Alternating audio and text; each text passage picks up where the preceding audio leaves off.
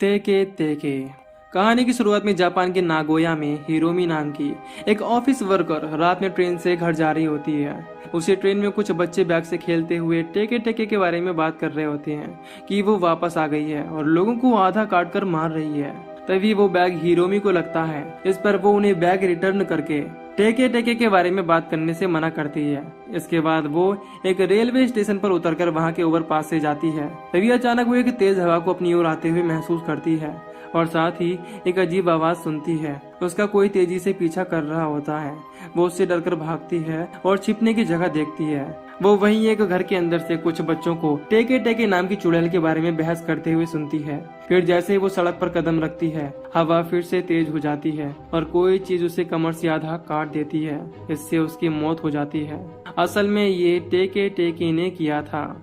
अब scene shift होता है एक स्कूल में, जहां हम दो स्कूल गर्ल्स काना और अयाका को बात करते हुए देखते हैं। तभी अयाका की नजर स्कूल के एक लड़के उत्सुमी पर पड़ती है। इसे वो पसंद करती है। इसीलिए वो अपनी फ्रेंड काना से कहती है कि अगर तुम उत्सुकी को मेरे साथ डेट पर चलने के लिए बोलोगी तो मैं तुम्हें नेक्स्ट वीक लंच करवाऊंगी। इसके बाद काना उत्सुमी के पास जाती है और उसे अयाका के साथ डेट पर जाने का पूछती है। उत्सुमी अयाका को जाने बिना ही उसके साथ डेट पर जाने के लिए हाँ बोल देता है, क्योंकि वो काना को जानता था। इसके बाद काना अयाका को बताती है कि उत्सुमी ने डेट के लिए हाँ बोल दिया है। इसे सुन अयाका बहुत एक्साइटेड होकर खुश होती है। नेक्स्ट सीन में हम काना को उसके घर जाते हुए देखते हैं। काना के घर में उसकी माँ होती है और काना की कजिन उससे मिलने आई होती है। इसका नाम रीनी होता है। दोनों आपस में बात करती हैं। रीनी उसे अपने न्यू बॉयफ्रेंड का फोटो दिखाती है, लेकिन थोड़ी देर बाद काना उसे अपने रूम से बाहर निकाल देती है, क्योंकि उसे किसी के साथ रूम शेयर करना पसंद नहीं है। नेक्स्ट सीन में हम काना और अयाका को स्कूल में बात करते देखते हैं। अयाका अपनी डेट के बारे में बात करती है कि उत्सुमी सिर्फ काना के बारे में बात कर रहा था, क्योंकि उन दोनों के पास उसके अलावा कोई टॉपिक नहीं था। साथ ही बताती है कि उसने आज स्कूल से घर साथ चलने का कहा है। अब अयाका नर्वस होती है, इसीलिए वो काना को मना लेती है कि वो भी उनके साथ चले। इसके बाद वो तीनों घर जाने से पहले एक कैफे में बैठे होते हैं, जहां उत्सुमी उन्हें अपना न्यू फोन दिखाते हुए उसमें हिरोमी के मर्डर की न्यूज दिखाता है और बताता है कि उसे टेके टेके नाम की चुड़ैल ने मारा होगा। काना को टेके टेके के बारे में पता नहीं था, इसीलिए वो उसे टेके टेके के बारे में बताते हुए कहता है कि वो एक भूत है। इसकी लोअर बॉडी नहीं है, यानी कि निचला हिस्सा नहीं है। तुम कभी रात में ओवरपास से जाओगी तो तुम्हें टेके टेके की आवाज आएगी और वो तुम्हारी ओर आएगी। अगर तुमने उसे पीछे मुड़कर देख लिया तो वो तुम्हारी बॉडी को बीच में से काट देगी। इस पर अयाका आगे बताती है कि अगर तुम उससे बच भी गए तो वो तुम्हें 3 दिन के अंदर कैसे भी मार डालेगी। ये सब बातें उन्होंने लोगों से सुनी हुई थी। इसके बाद अयाका वॉशरूम जाने का बोल वहाँ से चली जाती है।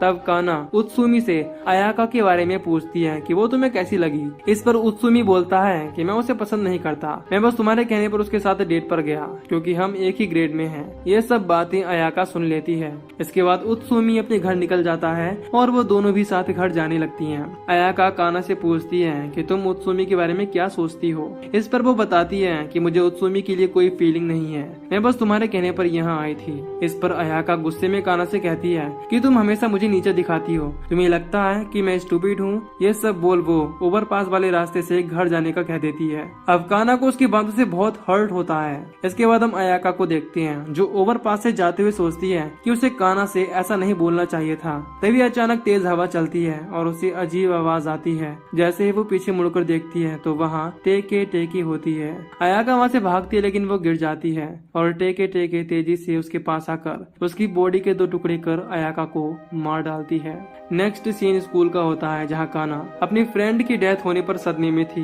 तभी एक टीचर आकर उसे संभालती है और काना को पुलिस स्टेटमेंट के लिए एक रूम में ले जाती है, क्योंकि लास्ट टाइम काना ही अयाका के साथ थी। लेकिन काना पुलिस को अयाका के साथ हुई लड़ाई के बारे में नहीं बताती। वो सिर्फ बताती है कि हम कल मिले थे, फिर अपने घर चले गए। अब काना अयाका के बारे में कल रात हुई बात को याद करती है कि वो कैसे उसके साथ न जाकर दूसरे रास्ते से घर गई। इसके बाद काना घर आ जाती है, जहाँ वो न्यूज में हिरोमी के मर्डर केस को देखती है, जिसमें बताया जा रहा था कि हिरोमी के बॉयफ्रेंड को उसके मर्डर के जुर्म में पुलिस ने अरेस्ट किया है। लेकिन हिरोमी के बॉयफ्रेंड का स्टेटमेंट है कि उसका इसमें कोई इन्वॉल्वमेंट नहीं था, बल्कि उसने तो बिना लोअर वाली कटी हुई लड़की को देखा था। तभी तेज हवा चलकर कान्हा के घर का गेट खुल जाता है, इससे वो बहुत डर जाती है। लेकिन वहाँ कोई नहीं होता, बल्कि उसकी मॉम आती है और कान्हा के पास बैठ जाती है।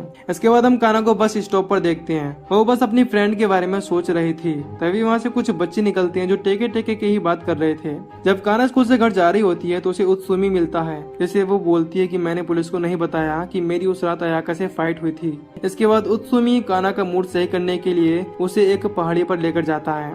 उत्सुमी बताता है कि जब वो अयाका के साथ डेट पर गया था तब अयाका ने मुझे बताया था कि तुम दोनों बेस्ट फ्रेंड हो, और अगर तुम दोनों के बीच फाइट होती तो तुम नेक्स्ट डे सब भूलकर फिर से अच्छे फ्रेंड बन जाते थे।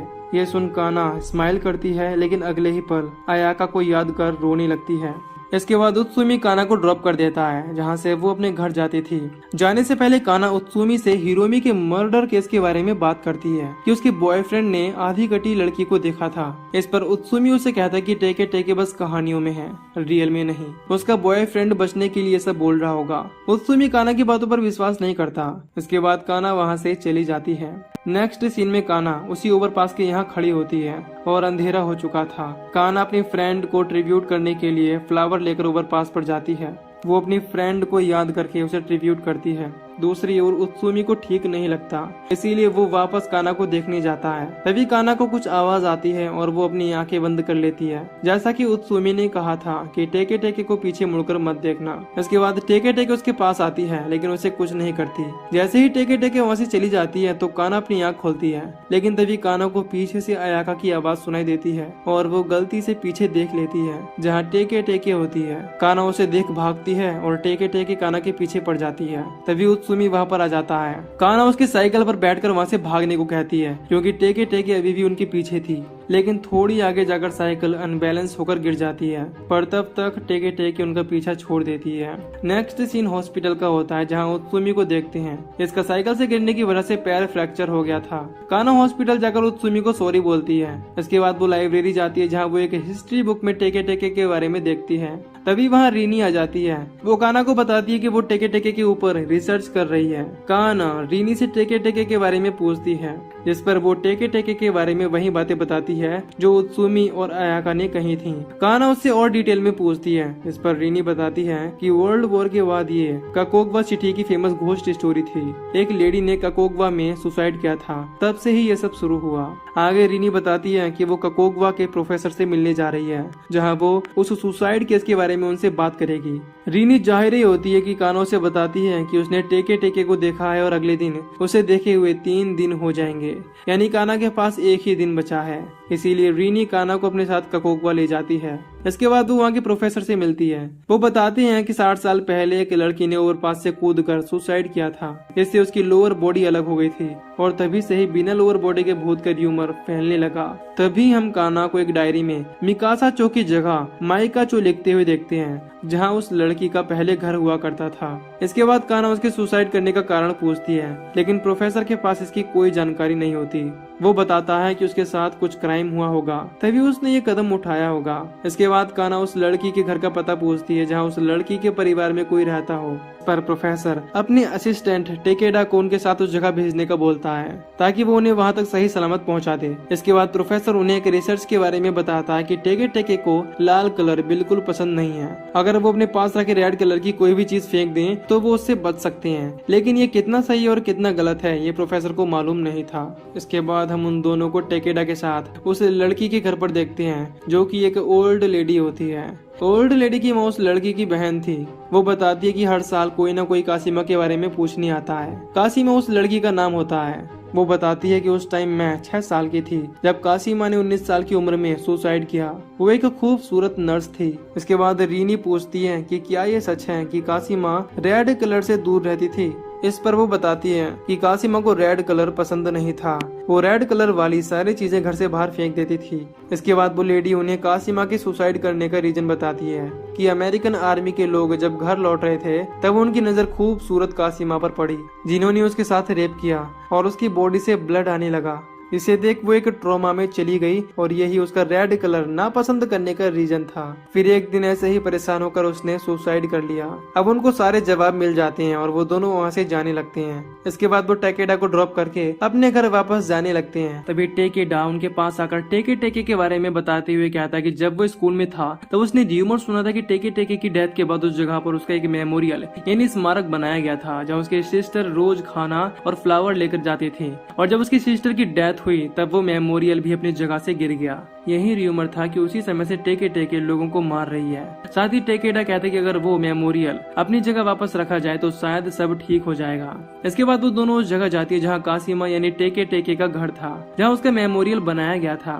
अब काना अपनी डायरी से उस जगह का नेम पढ़कर मैप में डालती है। तभी रीनी बताती है कि जब वो रिसर्च के लिए ओवरपास पर गए तो उसने भी टेके टेके को देख लिया था। अब उन दोनों के पास ही बस 2 घंटे बचे हुए थे। इसके बाद टेके टेके उन्हें मार डालेगी। आगे हम देखते हैं कि वो एक लोकेशन पर पहुंच जाते हैं, लेकिन वहाँ कुछ नहीं होता। अब उनके पास सिर्फ 1 घंटा बचा था, इसीलिए वो टेकेडा को कॉल करके टेके टेके के घर का पता पूछती है।